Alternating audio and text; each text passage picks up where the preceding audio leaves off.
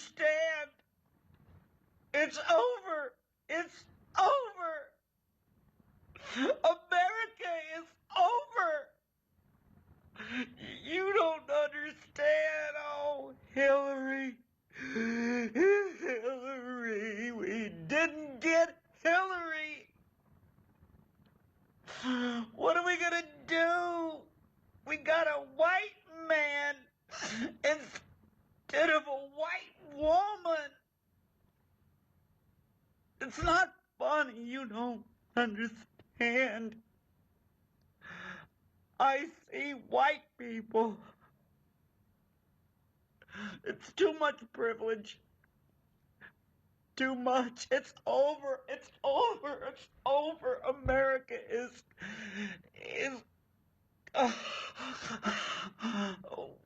Donald Trump is president. You know what that means? That means the stock market will go up. Jobs will be created. People have to go to work and stop living in their parents' basements. You're gonna have to give up playing video games and get a job. No! We don't need prosperity in America. We don't. We liked it the way it was under Obama. We liked living in the basement with our parents and playing video games. You don't understand. Trump is gonna make America great, and I don't want a job. Ah! That is from a video making its way around the internet. One of my former employers sent to me last night, and I took a look at it and found it to be perhaps the best post-election video I've seen on YouTube. If you if you go to YouTube and you search these three words, America is over, you'll come across that. I would recommend sharing it with just about anyone that you can, in light of what we're seeing with a lot of these, how shall we put it, modern hippies who are trying to burn down cities because they're unhappy with the electoral process in this country. Bill Colley with you on Top Story on News Radio 1310, KLIX and newsradio1310.com. First of all, I want to mention to everyone, I know that some of you might be also standing at the ledge thinking about jumping as well after you heard that Mitt Romney could end up as Secretary of State. Some of the biggest Trumpistas that I know are angry with this. I'm judging this by some of the comments I'm seeing on Facebook. How dare he give Mitt Romney a job? Well, all right, do you remember the movie Patton? I've only seen it like 96 times. I bought the video and it's one of those movies I could watch over and over and over again. There is a scene where Patton first arrives to take over in North Africa. I believe it was the 7th Army. Later, he was in command of the 3rd Army in Europe. But he arrives and he's talking to General Omar Bradley. And Bradley says, well, they sent me down just to make sure that everything was going well here. And Patton says, a spy. So Patton gets on the telephone. He calls headquarters and he gets Bradley made his assistant, his chief assistant. In other words, now you're working for me, he tells him. Think about that for a moment. These two men had a bit of a rocky relationship over the last year to 18 months. That's obvious. But the history of the two men, Donald Trump first came to national prominence when he was asked by the then mayor of New York City if he could get a project back on track that was taking place in Central Park. The city of New York had been trying to build an ice skating rink, and it was way behind schedule, and it was way over budget, and the city was being roundly criticized because of the government incompetence, the ineptitude that often happens with big bureaucracies. So after begging Trump to take over the project, and they did this twice in New York, government there asked members of government twice to do it. Finally, the second time, he relented and said, okay, I'll take over the project. He got the project, which was 3 years behind schedule, done in 3 months, and he brought it in under budget. Now, that is how you get a job done. You do it efficiently. Mitt Romney, when he took over the Salt Lake City Olympics, remember, there were some issues there, criminality and fraud, and things were looking dire for getting those Olympic Games off the ground. Romney stepped in and rescued them, very similar to what Trump did with the ice skating rink in Central Park in New York City. So if nothing else, they have that ability in common to size up a situation and then to take some action on it. Does that mean that translates into diplomacy? No, but Mitt Romney has a reputation as being a nice guy, but also a very shrewd man.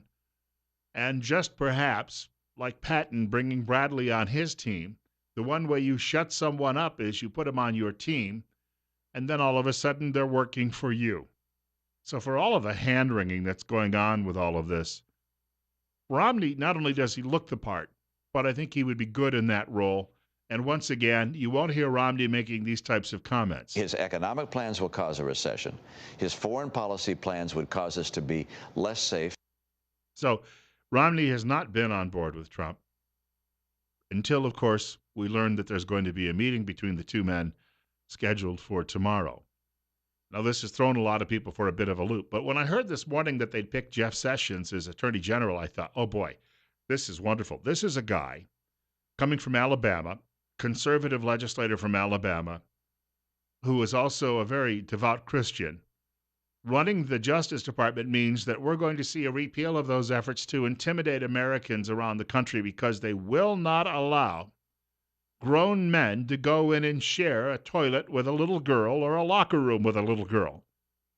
And he will stop harassing nuns because nuns will not provide abortifacient drugs or contraceptives in organizations that they run for the people who work for them. They'll stop harassing cake bakers. They'll stop harassing wedding photographers. Wonderful. Wonderful. The Romney situation, though, still angers some of my friends. Kellyanne Conway made an appearance last night, for those of you who don't know who she is, and if you've lived under a rock the last 6 months, that is possible. She made the Trump victory possible. That's what she did. She was the woman who came on board late in the campaign and said, all right, focus on these Rust Belt states, focus on this message. She made an appearance on the O'Reilly Factor on Fox News Channel last night. O'Reilly had the night off, but still, you had a pretty good program, and you had a pretty good explanation, I think, from the woman who performed this miracle. Well, Donald Trump does what businessmen do. He takes the counsel of allies, rivals, people from across the aisle, never-Trumpers in this case, and frankly, in the case of Governor Romney, somebody who did a good job in his state of Massachusetts as governor, ran for president twice, and has a lot to add to the conversation. So I count about 8 meetings that I know of for that same day in New Jersey on Saturday, and Governor Romney will be one of them. And I know Mr. Trump is delighted to welcome him here. Welcome him in what capacity? Is it interviewing for a job? I mean, the Secretary of State has been floated, but is it to just download him on what's going on, Romney, or to actually interview him for a possible appointment? Well, that conversation is between the two of them. Eric, I will tell you that not every conversation Mr. Trump is having this week as the president-elect is going to lead to a cabinet position or is going to lead to a senior strategy role. He is a man who listens and who learns, and one listens and learns from him as well, so it's always a two-way street. But as president-elect, he knows it's incumbent upon him to take meetings with any number of people over the phone and in person, from world leaders to sitting legislators and opinion leaders to those, like in the case of Governor Romney, have been through the political fire before, represented the party as its nominee last time around. There you go. Kellyanne Conway explaining the thinking, at least from the campaign's perspective, about all of this. We should point out, though, that the Trump campaign has floated a lot of names that weren't really under consideration, and this was done to sort of keep the media off balance. Mr. Trump is not obviously friendly with media. Media has not been very good to him. So it is possible that Romney is there for just a bit of a powwow and some input, but could end up in some other role. We don't know yet. Nothing has been announced. But as I said earlier, he just might be the man for the job if you're looking for somebody who's got some brains in his noggin. And he also will quiet some of the critics on the right who've been complaining that Donald Trump isn't conservative enough for them. Bill Colley with you on Top Story on News Radio 1310, KLIX and NewsRadio1310.com. It's 816, it's 22. Telephone number to reach our program today, 736-0300. That's 736-0300. And caller, you're up next. You're on the air. Yeah, I don't know if you've heard about this, but in numerous cases, Trump has had people in his office. And in one case, he had a plumbing contractor in there on a big building. And you can imagine just what an intricate, massive project this could be. And this plumber was talking to him about things, and he didn't totally understand and know. And a week later, he had the same plumbing contractor owner in there, and he knew everything. And that's when he decided to make the decision after he knew for sure what he was going to do. And so, you see, and just like Donald has said, if we listen to him, he tells us, he says, I'm going to get people in a room, look them in the eye, and we're going to get something done. And just like I've said in the past, I deal with business owners across southern Idaho every day. And they're used to a certain pace. They're used to a certain, getting a certain thing done and on a certain schedule. And if you don't do it, they say, well, I'm going to have to find somebody who will. Thanks, Bill. Hey, thank you much for the telephone call. People who are meeting Trump, Peggy Noonan has a column today where she's sharing all of these critics and refugees and people who say they're afraid of Donald Trump. She tells them that, look, the way the government works here, if Trump doesn't do a good job, he'll be gone and you don't have anything to worry about, okay? But she shares that during the course of the campaign, she didn't interview him, but he got on the telephone with her one day and he had a chat with her. And she says, you'd be surprised just how self-deprecating and humorous, but also how serious he can be about these issues. Got about a minute before the break. You're up next. You're on the air on KLIX. Tell you what, if you want to call back after the break, we have more room for silence, but I don't have a lot of it right now. It's coming up on 20 minutes following 8 o'clock. 23, we just jumped 2 degrees. 23, doesn't that feel warm? All the more reason to make sure that heating unit is working, and you've got to call the pros at Ramsey Heating and Electric for that. Remember, they'll come out and they'll get the job done right. They'll get it done right the first time. We want to point out Ramsey Heating and Electric is located in, I almost said Rupert. They won't like that in Burley. They're located in Burley, and of course, you can reach them by dialing them up. Telephone number happens to be 678-0459, 678-0459. Also, Ramsey Heating and Electric, located at 2600 Overland Avenue in Burley. Remember, they sell warm winters and cool summers. We've got more coming up on this subject in just a couple of minutes on KLIX. I was reading this morning, one of the reasons that we saw Chris Christie demoted and dumped from the transition team was because Christie was loading the team up with lobbyists. Well, if you're going to drain the swamp, you don't want lobbyists involved. The lobbyists, after they got kicked out, were then the people who started saying the Trump transition team was in disarray. Well, the Daily Signal actually shared this tweet from David Axelrod, who was one of the two men who was involved in creating the Barack Obama mystique all the way back in 2008. And Axelrod said, we hadn't made any major appointments at this point in 2008. I don't remember being criticized for it. Gosh, you mean to say that media's hero, Barack Obama, was running at the same pace that Donald Trump is? No. Good golly. Why won't the media explain that to us? Well, I guess we probably know why. Meanwhile, when Trump criticized the media for claiming that he was in disarray, and he did that, the media got upset, according to Steve Berman over at The Resurgent. Then the media criticized Trump for tweeting about the media. They really do think they are gods and goddesses on Olympus. They're still bitter that they couldn't come watch him eat his dinner the other night. But it's tradition, they keep saying. You know, in a whorehouse, so is the clap, but I don't want it. 824, Bill Colley with you on Top Story on News Radio 1310, KLIX and newsradio1310.com, 736-0300. You're up next. You're on the air. Good morning. How are you? Well, I'm wonderful, but what's on your mind? Hey, I was wondering what you think about the idea of now being a good time to maybe approach this electoral college on a state level. I'll give you an example real quick. Up in Washington State, they had an election for a governor, and every year that they have this election, you win one county, and you win the governorship of the state. And if you look at the United States this year, you can see that the entire map is red except for just a couple of hot pockets of blue. Well, I don't see any need for change on the state level. We aren't provinces, and if the states themselves would like to individually make the changes, I guess they could do that. Obviously, in places like Maine and Nebraska, they divide up, and they divvy up the electoral college votes according to that how the vote is actually done. Nebraska has 2 districts, so does Maine, but I don't see any serious need to tell states that they need to do this. That would be a decision the people in those individual states obviously would have to make. You're up next. You're on the air with Bill Colley on Top Story. It's 8:26. It's 23. Go ahead. Well, Bill, you can't reach across the aisle any more than having Henry Kissinger come in to have a conversation with you. I mean, this guy, was KGB agent. He was the one, as Secretary of State, got the Shah of Iran deposed in 79, I believe it was, and Ayatollah Khomeini came in. The Shah of Iran, Christians and Muslims were getting along really well in Iran at that time. And we had this pastor, Sharon Hadian, that came here and pointed out what happened when the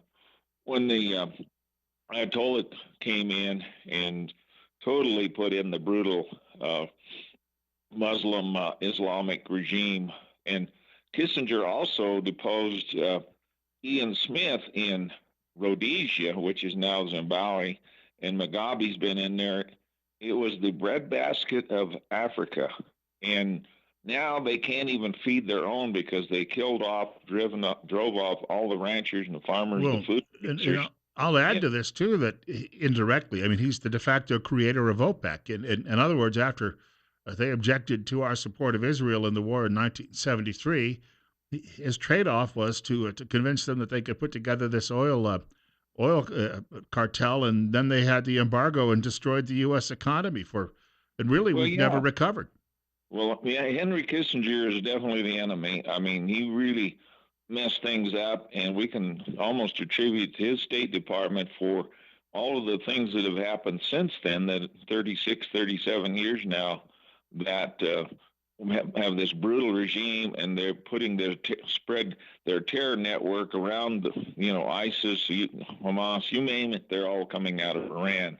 And so, but for him to reach across the aisle that much, but I think Trump is really smart. I think I was talking to some people last night, and I think he realizes by showing, bringing in Romney and these guys, that he's willing to, make concessions in that regard, at least to show that he's willing to talk to these people, get their ideas.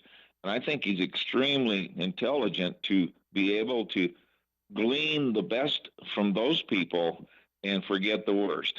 I would agree with that. And thank you. And I think that the whole Kissinger visit was done mainly as a courtesy. Kissinger does have some knowledge of the world too, as well. Whether he's a very sinister figure, but he does understand how the world works. In fact, he engages in that Bismarck-style realpolitik, and it's just been unfortunate that he's left such a trail of carnage behind him. Coming up on 8:30, Bill Colley with you on Top Story on News Radio 1310 KLIX and newsradio1310.com. Want to tell you about my friends at Waddell & Reed, a great investment firm located right here in Twin Falls. Been doing this, in fact, they've been in business now, 8 decades. Can you imagine that? They're offering mutual funds, and they're offering 2. Most firms only offer 1, and most firms really just got on the bandwagon in the last 25 years with that. But Waddell & Reed has been doing it for decades. They know what they're doing. If you've been in business 80 years, obviously you know what you're doing. What they like to do, though, is work with you as an individual, knowing that each individual has different needs, different hopes. And what they'll do is they'll craft the plan for you, and they won't gamble it away like a casino. They'll actually work with you to set something up that will be, in the long run, the best plan for you. They take planning personally. We're going to be talking to the gun guys coming up after 9 o'clock news this morning. That's ahead with Bill Colley on News Radio 1310 KLIX at newsradio1310.com. I was listening to the message from Depot Grill about preparing Thanksgiving meals in advance. And I think I'm going to pick up one of those, at least one. I already have plans for Thanksgiving Day, but I thought, you know what? I can go in Wednesday and pick something up there, and then I can eat it over the course of the weekend. And I can eat anything I want. I just have to watch when I eat it, how much I eat of it, as long as I have some calorie limitations. But I can do that as well because, as some of you know, I've been dieting, and I'm going to tell you right now, it's been pretty simple. Actually, I do it through the Total Body Transformation System, which promotes healthy weight loss and wellness. It's not a fad diet. It is scientifically proven. Your doctor will approve. It's in fact, it uses a lot of what you might call rare but natural ingredients and can actually speed your fat burn, and you'll lose much more weight, 8 times more weight than normal results from diet and exercise alone. I mean, it's just incredible what it can do, and it's been supported by major universities around the country, Columbia, Cornell, Tufts, many other prestigious universities. The average participant is going to lose 22 pounds over just 60 days. Now, for a lot of you people out there listening, that's really all you may be thinking about. For this time of year too, you will maybe want to eat well at Thanksgiving and as well at Christmas, but in the days in between, you want to really watch what you're eating. This is the diet for you. It's all natural and scientifically validated, and we want to point out too, it's backed up with an unconditional full money-back guarantee. Don Chandler, who used to own the tuck shop here in town, and many of you know him very, very well. Don lost 50 pounds on this diet, looks great, looks younger, feels great too. You can reach him for more details. You can give him a telephone call, of course, area code 208-731-3560. I'd like to stress that again. Don's telephone number, if you're trying to write this down, you know the area code, 208. It's 731-3560. That's 731-3560. And you know what? You look great. And that's what you really are thinking about. And you're thinking, too, about how to keep up that pace in life, living a long life, living maybe disease-free, all of those things. Weight loss will help assist with that. Bill Colley with you on Top Story on News Radio 1310, KLIX and newsradio1310.com. It's 24. There is a story in the Washington Post today, and in fact, our last caller is quoted generously in it. The story is about the refugee resettlement program and the election of Donald Trump. Yours truly is quoted, but yours truly is referred to only as the local Fox radio host. Now, first of all, we carry Fox News. We pay dearly to carry Fox News at the top of each hour. But Fox does not sign my paycheck. I don't work for Fox. It's good for branding purposes, but I don't work for them.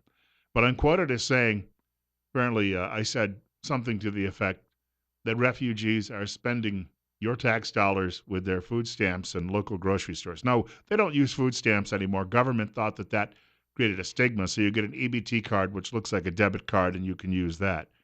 But it is true. You pay for that. I mean, your taxes cover those programs or whatever the government can borrow, which it has not yet paid back.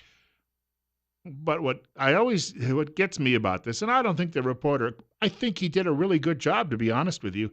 But I think what happens is they do 3 or 4 days of interviews, then they get a stack of notes, and then they've got to go back through and look through the quotes and recreate a story from that. And what I had said, and this gets lost sometimes in that translation. What I have said is that people might get along a little bit better in this community if the refugees were told by the refugee center that all of these things they get, the assistance for rent and the food assistance and everything else, that generous people in this country make that possible when they pay their taxes. And then the refugees might say thank you to some neighbors, and maybe that would at least start a dialogue here and people could get along a little bit better. It doesn't change my mind about the program, and it shouldn't necessarily change yours. But that's the full conversation I had with the reporter pointed that out. And all you get is a quote making me look like Simon LeGree. Ah, they're spending your tax dollars. They're the people who are keeping you in poverty. We need to get rid of them ASAP. But what I was actually saying was, no, if they would just understand then they might feel that, okay, we're not all being mean to them and that we're actually pretty decent people. That'd be a good start, wouldn't it? Coming up at 8:39, Bill Colley with you on Top Story on News Radio 1310, KLIX and newsradio1310.com. Do want to remind you, if you're hearing the show this morning, you're listening, I want to say thank you. But if you're having a difficult time listening, you need to get in touch with Dr. Christine Pickup, a doctor of audiology at Mount Harrison Audiology in Rupert. She'd like to open your world to new sounds and experiences. A new hearing device is available which works with the brain to help those with hearing loss hear more naturally than any previous aid on the market. She's offering a 2-week free trial with these new devices. You can call today to schedule your personal fitting appointment. Open your world to better hearing. Call Mount Harrison Audiology, the telephone number 312-0957. That's 312-0957. Liberals are still out of control when it comes to Trump's election. There's a college professor who is now apparently wearing a straitjacket and locked up in a rubber room. We'll tell you why, because, and by the way, he's a friend of Rachel Maddow's over at MSDNC. Maybe they'll take her away too. Well, we've already seen one miracle. Maybe there are more on the way. And about 15 minutes left in what I would call the regulation time. And actually, we'll have guests today, and that's still regulation, I suppose. But the whole notion is we take this last hour of the show on Fridays to have a conversation, and we talk about firearms safety, firearms training, your Second Amendment rights. Keep in mind, this week alone, we've had 2 stories out across the country that, and likely there are more, but in Florida, a man who was wailing on a police officer was told to stop by a bystander, and he refused to do it. So the bystander said, all right, well, then I'll have to shoot you. And the guy kept wailing on the cop. So the bystander shot the guy and killed him. One less criminal that we'll have to feed now for the next 30 or 40 years. And then in Pennsylvania, 2 guys came into a pizza shop, were going to rob it. There was a customer eating. They thought they'd pistol whip the customer, but they didn't know the customer was packing heat. And the customer shot the 2 of them. One of them is dead. The other one may never walk again, but they won't be robbing any more pizza shops now, will they? All the more reason that a good guy with a gun can still play the role of equalizer, and often does. Bill Colley with you on Top Story on News Radio 1310. KLIX and newsradio1310.com. It's 8:44. It's 23. I do want to point out, coming up next Wednesday, we'll be joined in studio by Dr. Jonathan Tripp, or one of his associates from Tripp Family Medicine here in Twin Falls. We do this every Wednesday between 8:30 and 9 o'clock. It's an opportunity, too, for you to call and get some medical advice from a friendly voice here on the radio. We wanted to point out as well that Dr. Tripp's office still looking for new patients. And generally, if you're a patient and you need someone to take a look at you, if you've got an ailment bothering you, you get up in the morning, you give them a call, they can often get you in on the very same day. Dr. Tripp's office is located on Fillmore Street in Twin Falls, directly across from the main post office. I do want to point out, they have a great slogan, life's too short not to feel good. Telephone number, if you'd like to reach our program this morning, 736-0300, 736-0300. Story coming out of the Resurgent, a writer by the name of Steve Berman says that the mainstream media has no moral authority to condemn something called the alt-right. Media has decided, by the way, that anybody who is not a moderate Republican, as if there is such a thing, anyone who is not a moderate Republican is therefore dangerous because, well, you're not a liberal at all. And, you don't support all of our liberal causes, the destruction of the United States and moral debauchery. And so, therefore, you're a bad guy and you must be a racist bigot. Well, the writer goes on to talk a little bit about how media, take the Huffington Post. He says they've given for years a platform to people like Jeremiah Wright and Al Sharpton. You don't think those guys are racist bigots? Louis Farrakhan. I mean, it goes on and on with a list here, and points out that all of these people who are screaming and yelling about the appointment of Steve Bannon as the White House advisor simply have no moral ground to stand on because of that. And we should also point out, Mr. Bannon, there was a Jewish writer in Washington Times yesterday who said he worked with Bannon at Breitbart and said Bannon was one of the nicest people he ever met. And he said this whole notion that he's a racist and anti-Semitic is just baloney. And the guy said he left Breitbart because he said Bannon had a different philosophy than founder Andrew Breitbart had.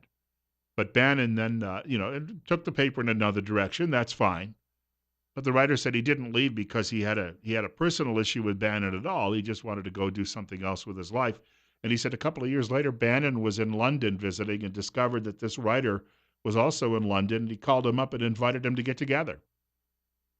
What you have, though, is he gave a voice to people who don't normally get a voice. Look, if someone on the alt-right, as it's called, whatever it happens to be, and it may be a small number of people, Glenn Beck said you might be talking tops 2 million people nationwide. The fact of the matter is they pay taxes for the most part. They have jobs. They're contributing to this country. Why shouldn't they have a voice? You may not like it, but, we get all of the leftist kooks. I mean, MSDNC gives them a forum every day. Bill Colley with you on Top Story on News Radio 1310, KLIX and newsradio1310.com. Even if you don't like their opinions, at least you see the opinion and you can make a judgment based on that. It's not like you hear somebody and you go, yes, I must follow everything you say. Look into my eyes. You are getting sleepy. Sleepy. We have a caller with us. Caller, you're up next. You're on KLIX. Thank you. Good morning. And I just saw a tweet from Donald Trump that he and Bill Ford together decided that they're not moving the Lincoln plant to Mexico. That's in their plants in Kentucky. So he's already starting to work to make America great again. So and some of the jobs that Ford has in Mexico are coming back too. Yay, team. All right. Just wanted to let you know. Thanks. Yeah, thank you very much. A Drudge report has a great lead on that. Drudge shows a great big American flag with the story. In other words, some of these corporate executives are realizing they aren't citizens of the world, but they're Americans too. And perhaps the patriotism is finally going to win out there, and they'll do the right thing. Bill Colley, as I said, with you on Top Story on News Radio 1310, KLIX and newsradio1310.com, 736-0300, 736-0300. It's 24, coming up on 8:49. I do have to mention this because Trump's job is not an easy job. That this notion that he's going to go into Washington and he's going to get people on board. You still have even Republicans in Congress who are trying to bring back pork barrel spending. You had to get rid of Chris Christie from the transition team because he was loading it up with lobbyists who are looking to get special favors and control the government as they have for a very long time. Trump is in a very dangerous position. You have one CEO of a company in this country who already had to resign his position because he threatened to kill Trump, even going so far as to describing how he would do it publicly. And, these are people who are very dangerous. This comes from a publication called Media Research Center. A white Rutgers professor is given a psychiatric evaluation after threatening to kill whites. In the wake of the election of President-elect Donald Trump, adjunct lecturer Kevin Allred made an array of comments on Twitter about his feelings toward white people. Allred, who is white, has said he believes there are no good white people, that white people are a problem, and that Trump being elected is all white people's fault. And then he went on to say, that he wanted to kill all white people. One of his students told the administration, and the next thing that happened was some guys in an ambulance and some white coats showed up, and they wrapped him in a white coat, a straitjacket, and they hauled him away, and he is now being evaluated in a psychiatric hospital. Yeah, Lefty, you just keep it up, because if we can lock you all away, you won't be able to come and vote the next time, and we'll have that Republican majority for a long, long time. But Trump's job is just enormous. Ron Nate, State Representative Ron Nate from over on the eastern side of Idaho, had a newspaper column yesterday. I don't know if it'll get picked up here in Twin Falls. It should. It was really good. But he talks about how the government just simply cannot, federal government, cannot afford to keep doing what it's doing. And he also points out that when it comes to Idaho's transportation fund, half of that is coming from the federal government. And the government is picking up a lot of other costs in Idaho. And when that gravy train stops, how are we going to be prepared to deal with that on the state level? Donald Trump's job is to try to figure out how to navigate this from the federal level, but you're also going to have brave people in politics on the state level and local level to figure all of these things out, too. We've got a caller with us. Caller, you're on the air at 8:51 on KLIX. Go ahead. Yes, a member of the alt-right calling.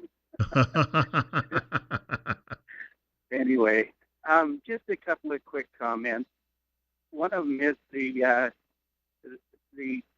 complaining or blaming of Comey regarding the timing of his efforts on trying to be sure that the email thing was done. They bring that up, but what I fail to hear the people saying is that Comey didn't write the email, and he didn't own the server, and Hillary just doesn't take responsibility for what she did. Well, yeah, she wouldn't have been in this trouble if she hadn't done it in the first place. Yeah, there wouldn't have been an issue if she hadn't had the server, written the emails, and the emails that, and then, the Russians did it. But the Russians didn't write Podesta's emails either. Well, and the Russians, like the Chinese and everybody else, they do spying just like our own government does. And if you have a homebrew server, then the Russians and the Chinese could crack the codes and manage to get into it and be reading all of your correspondence anyway. So she made that possible. Just made it easy, Anyway, and then one other observation is, and that is, from the standpoint of the popular vote, how many people would Trump have gotten if he'd had the wind at his back instead of the headwinds from all of the other sources of communication? A lot of Republicans refused to vote for him. They told other Republicans not to vote for him. You had the media against him, and then you had millions of illegal aliens and convicted felons voting. Yeah, so, if he'd have had the wind at his back, just how much of a landslide would it have been? Oh. Anyway, those are my thoughts. 45, 46 states. I thank you much for the call. He would have racked up probably 350 electoral votes before it was all said and done. And media doesn't want you to know that, and they don't want to blame Hillary for. It's like the guy who's speeding down the interstate. He's driving at 110 miles per hour, and then he drives off the road and he careens into an embankment and he wrecks his car and he's 3 sheets to the wind, and then he blames the police for giving him a hard time. Well, dude, follow the rules. Drive safely. Drive sober. Stay within the speed limit. Hillary Clinton is that drunken driver. And to sit here and blame the cops for what happened is a bunch of baloney. I had to clean that up and say baloney because, I'm on the radio. 8:54, Bill Colley with you on Top Story this morning. News Radio 1310, KLIX, and newsradio1310.com. The website means you can hear us anywhere all over the world just by clicking on the Listen Live button. And some people working in offices have to do that because, difficulty receiving radio signals depending on the type of building that you happen to be in. This is what Representative Ron Nate had to say in his column in the Rexburg Standard Journal. Idaho, like many other states, is moored to the federal sinking ship. And he goes on to point out that in the Department of Environmental Quality here in Idaho, more than half the budget is coming from the federal government, and for transportation, nearly half of the $496 million in appropriations in federal dollars. The federal budget, he writes, is doomed. It simply cannot sustain its current course. In other words, they'll have to have cuts. They're simply not. China's going to call our note, or some of the sovereign wealth funds from some of the Islamic nations that have underwritten much of our debt, and American taxpayers are exhausted. Yes, we are paying for everybody else's food stamps and their rental assistance and their heating assistance and their cooling assistance. You got to think about it, folks. When you're spending twice what you're bringing in, it will not last. And all of you people out there who say, yes, but I paid into it, well, we've fed a lot of dead horses in our lives, haven't we? The problem is a dead horse, you can't have it get up and you can't ride it. So it's the woman who once called me and said that she was going to get her Social Security come heck or high water because I paid into it, is what she told me. And I said, well, yeah, but you and whose army? Are you going to march to Washington on your own and start beating people up and snatching the money out of the Treasury if there's any left? You paid a tax. The government squandered it, like it squandered everything else for decades and decades and decades. And so, yeah, okay, you paid into it. I'm going to get it back. Well, with what? How are you going to get it back? You know, It's like saying, well, the casino tricked me. I didn't get 3 lemons or 3 oranges or 3 whatever it was, so therefore I'm going to smash the machine and take my money back. No, you're not. Not going to work that way. So Nate's point is that if you're running a state government, he's not popular among his fellow Republicans because, gosh, how dare you talk that way? We don't want the people to actually know what's really coming, not until we're out of office. It's like these guys who go around and they give businesses money to relocate in their communities. Your tax dollars. Oh, we need to do this to further jobs. And then 5 years later, the company closes its doors and moves to Asia. And the jobs are gone and your money is gone. But, the politicians who do that, number one, figure, well, we'll come up with some other con or we'll be long gone by the time that happens and nobody's going to catch up with us. So when you get a Ron Nate or a Heather Scott or a Christy Zitto that come along and say, whoa, wait a minute, that makes everybody else in government uncomfortable because it threatens their gravy train as well. Gadzooks, we may have to tell the public the truth. And if we tell them the truth, we won't be able to keep getting reelected. And then we won't be able to hold on to all the great benefits that we provided ourselves that the public will never get. These politicians, some of them are so incredibly devious. And I'm not saying all of them. And some of them are trying. But this is the type of thing that your new president is going to be going up against. And that inertia is just so incredible. You got to pray for him. That's what you got to do. When you have nothing else left, it's funny. Prayer's always the last thing you turn to, isn't it? Bill Colley with you. Yes. God-fearing, self-righteous pomposity every Monday through Friday here on News Radio 1310, KLIX, and newsradio1310.com. 9 o'clock news from Fox is just ahead. It's 24, and we're going to be talking about firearms in the next hour of the program. And if you've got a comment or question, we're going to have a couple of people in studio who will try to help you out, maybe set you on the right course, give you the right advice. So, in fact, this time of year, you might think about some gifts, maybe buying someone a training class or, for Christmas, maybe even buying them something to defend themselves with. All that's coming up in just a few minutes.